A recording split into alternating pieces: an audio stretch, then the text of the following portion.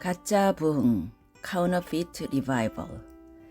예수님과 사도들은 반복해서 경고하시기를 마지막 때가 되면 광범위한 속임이 일어나고 수많은 거짓 선지자들이 등장할 것이라 하셨습니다.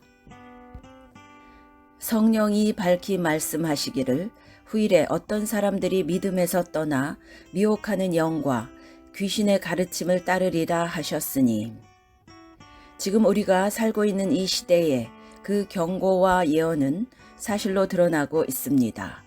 왜 수백만의 크리스찬들이 거짓 선지자와 그들에 의해 주도되는 가짜 부흥, Counterfeit Revival에 속는가요?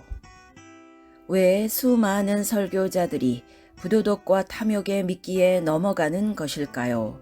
그 이유를 살펴봄을 통해서 앞으로 그런 일을 조심하고 방지할 수 있게 되기를 바랍니다. 오늘날 기독교인들이 사탄의 속임과 시험에 쉽게 속고 타락하는 이유. 1. 오늘날 대부분 크리스찬들은 신약 성경의 가르침, 계명들에 주의를 기울이지 않고 있습니다. 왜냐하면 그들은 그 말씀들을 주의 깊게 공부하지 않고 있기 때문입니다. 대부분 교인들은 그들의 신앙적 지도자들의 가르침에만 의존해서 따르고 있고 신약 성경의 직접적 가르침을 따르지 않고 있는데, 오래 그렇게 하다가는 결국 미혹에 빠지기 쉽습니다. 2. 기적과 초자연적인 은사들을 내적 신앙과 내적 성품의 성장보다 더 중요시 여기다가는 미혹에 빠지기 쉽습니다. 기적과 초자연적 은사의 무용론을 주장하는 것이 아니라 우선순위에 있어서 성령의 내적 열매를 외적 은사보다 앞세워야 한다는 것입니다. 3. 물질적 부요함을 영적인 부요함보다 더 중요시 여기는 풍토 가운데서 신앙생활하면 미혹에 빠지기 쉽습니다. 즉, 이 현세적 가치를 드높이고 영원한 가치를 등한시하는 것은 성숙한 신앙이 아닙니다. 4. 미혹에 빠지는 사람들은 참된 성령의 역사와 혼적인 광신 또는 심리적 조작을 구분하지 못하는 경향이 있습니다. 이렇게 극단에 빠지는 것도 역시 신약 성경의 교훈과 가르침을 무시하기 때문입니다. 5. 신유에 있어서도 예수님의 이름으로 행해지는 참된 성령의 역사에 의한 치료와 심리적, 정신적 치료 방식을 구분하지 못하고 신유만 일어나면 모조리 그것이 성령의 역사에 의한 신유로 착각하기 쉽습니다. 6. 주님이 주시는 내적인 기쁨보다 감정적 흥분과 이상한 외적인 현상, 떨림, 넘어짐, 입신 등을 더 중요시 여기고 추구하다 보면 참된 신약 성경의 가르침에서 떠나 미혹에 빠지기 쉽습니다. 7. 교회 지도자들에게 있어서 사역이 주님과의 개인적, 내적 동행보다 더 중요하게 여겨질 때, 그래서 주님과 내면적 교제는 등한시하고 외적으로 사역에만 바삐 돌아다닐 때 언젠가는 미혹에 빠지게 될 것입니다. 8. 교회 지도자들이 사람에 대한 인정받는 것을 하나님께 인정받는 것보다 더 중요하게 여길 때 언젠가는 사탄의 미혹과 시험에 빠지게 될 것입니다. 9. 교회 지도자들이 자기 성도들이 그리스도께 전적으로 헌신된 제자들인지는 따지지 않고 그저 출석 교인 숫자가 많은지 적은지에만 관심 가지게 될 때 언젠가 조만간에 사탄의 미혹과 시험에 빠지게 될 가능성이 높습니다. 10. 교회 지도자들이 큰 건물을 짓고 예산을 늘리는 것이 아주 중요하게 여겨지고 작은 지역 교회들을 개척하거나 교인들을 그 작은 지역 교회의 헌신자로 세우는 일을 등한시하게 될 때 조만간에 사탄의 미혹에 빠지게 될 가능성이 높습니다. 예레미야 6장 13절. 이는 그들이 가장 작은 자로부터 큰 자까지 다 탐욕을 부리며 선지자로부터 제사장까지 다 거짓을 행함이라. 위의 10가지 모두는 신약 성경의 예수님의 가르침과는 정반대가 되는 것입니다. 적 그리스도, 안티크라이스트란 문자적으로 그리스도를 반대하는 이란 뜻인데, 위의 열거한 요소들에 내가 많이 해당된다면 나는 그리스도를 반대하는, 즉 안티크라이스트가 되는 셈입니다. 만약 크리스천들이 이런 사실들을 명확히 구분하지 못한다면 장차 적 그리스도가 세계 무대에 등장하게 될 때 그들은 영적 소경이 되어서 묻지마식으로 그를 환영하게 될 것입니다. 그리스도의 영으로 인도되는 것은 위에 열거한 경고들의 정반대로 인도되는 것입니다. 그래서 여러분은 마태복음 5장에서 7장의 산상수훈을 늘 한 절 한 절 주의 깊게 읽으시면서 신앙생활 하시기 바랍니다. 그렇다면 이 마지막 때에 우리는 어떻게 흔들리지 않는 교회를 세울 수 있겠습니까? 1. 우리는 마태복음 5장에서 7장의 산상수훈의 말씀대로 매일의 삶을 살아가야 합니다. 또한 이 내용을 끊임없이 설교로 가르쳐야 합니다. 2. 우리는 새 언약, 신약의 새 계명을 실제로 살아내야 합니다.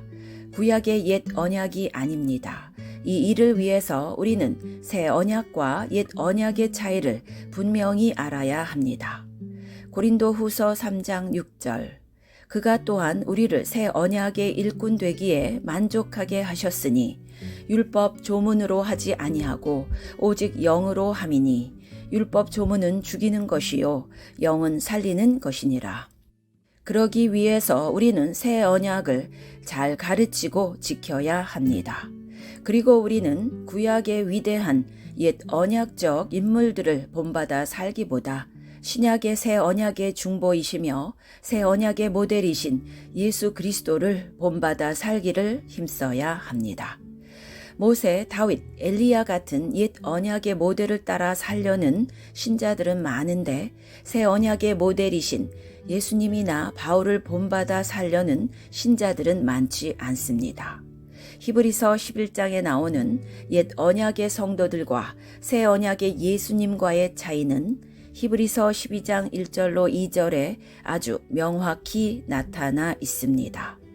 즉 11장에는 구약의 옛 믿음의 선진들이 소개된 반면에 이어지는 12장에는 예수를 바라보는 신자입니다. 새 언약의 성도는 예수님을 바라보는 자라는 것입니다. 구약의 옛 성도를 바라보기에 앞서 예수님을 먼저 우선적으로 바라봅시다. 히브리서 11장에서 믿음의 조상들, 믿음의 선진들을 아벨로부터 차례로 쭉 열거한 후에 그 믿음의 선진들을 본받아 살아라는 것이 아니라 그 끝에 히브리서 11장 40절에 하나님은 우리에게 더 좋은 것을 예비하셨다고 하셨는데 그것은 바로 이어지는 9절에 이렇게 나옵니다. 히브리서 12장 1절로 2절. 이러므로 우리에게 구름같이 둘러싼 허다한 증인들이 있으니 모든 무거운 것과 얽매이기 쉬운 죄를 벗어버리고 인내로써 우리 앞에 당한 경주를 하며 믿음의 주요 또 온전하게 하시는 이인 예수를 바라보자. 그러나 매우 소수의 신자들만 이 새 언약의 성도들로 살고 있는 현실입니다. 즉 우리 중에 지극히 소수만 그 더 나은 것을 보고 또한 누리고 있습니다. 신약 성도인 우리가 구약의 믿음의 선진들만 본받으려 하고 있는데 이건 잘못이라는 것입니다. 구약의 선진들도 본받아야 되지만 그보다는 신약의 새 언약의 예수 그리스도를 바라보고 그분을 본받으라는 것이 히브리서 11장과 12장의 메시지인 것입니다. 우리 중에 누구든지 사탄의 시험과 미혹과 올무에 걸려 넘어질 수 있습니다. 왜냐하면 사탄은 너무 교묘하고 간교하기 때문입니다.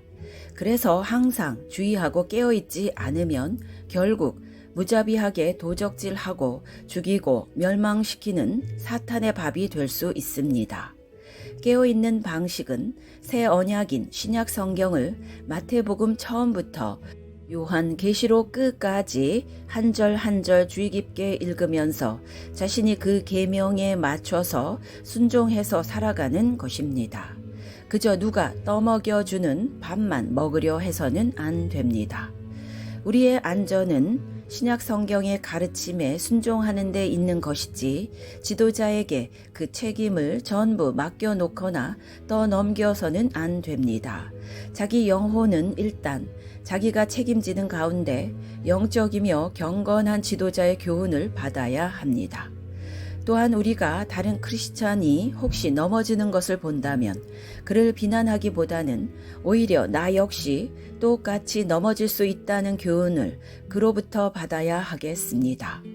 그래서 우리는 반모섬에서 사도 요한이 하늘로부터 계시를 받을 때 그랬던 것처럼 언제나 우리의 얼굴을 주님 앞에서 땅의 티끌과 먼지에 대고 있어야 하겠습니다. 그때 우리도 마지막 때에 계시의 말씀을 받을 수 있을 것입니다.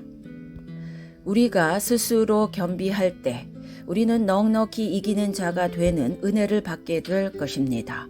베드로전서 5장 5절 젊은 자들아 이와 같이 장로들에게 순종하고 다 서로 겸손으로 허리를 동이라. 하나님은 교만한 자를 대적하시되 겸손한 자들에게는 은혜를 주시느니라. 그리고 성령께서 하나님의 말씀의 진리를 우리에게 보여주실 때, 즉 나 자신이 신약의 말씀에 어느 정도 맞춰서 살고 있는지를 계시해 주실 때 우리는 정직하게 진리를 사랑하게 되고 그래서 모든 죄로부터 구원을 받게 될 것입니다.